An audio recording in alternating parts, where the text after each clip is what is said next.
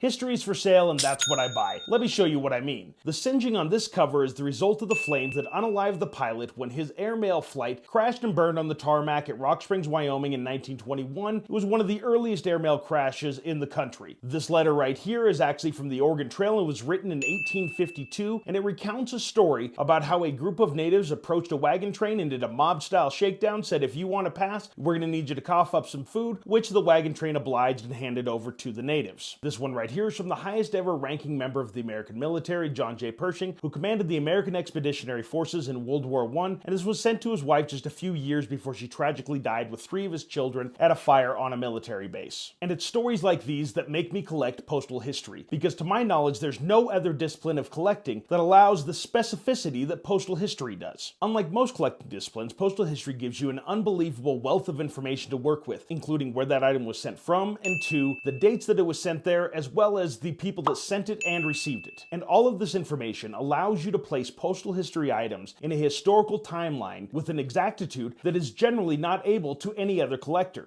By studying postal history, it forces you to have an intimacy with the history that you're studying that no other collecting field does, because you have to know not just the major historical figures that were involved, but all of these minor historical figures and how all of those folks interacted, as well as making sure that all of the items fit neatly into your timeline in order to paint a full picture of any historical event. It's an incredibly challenging field because it actually incorporates almost every piece of knowledge that has ever been written down by human beings at one point or another. In addition to having to know stamps and postal markings, you also have to have a basic understanding of many different types of languages, all kinds of historical events, and you have to bring all of that information together in order to create a cohesive narrative. It is an absolutely ridiculous pursuit with an unbelievable amount of knowledge that has to be mastered in order to do it productively. But the deep payoff and the appreciation you get for holding items in your hand that have traveled on the Oregon Trail or were part of a plane crash in 1921 is so satisfying. And with all of those different factors in play, each item is unique to itself. And because of this incredible complexity, there can never be a cohesive catalog or codifying of how to collect postal history or what's important and what's not. No matter what you collect, I highly recommend that you look into how you can find pieces like this that are primary source documents of history and will add to your appreciation of your collecting field.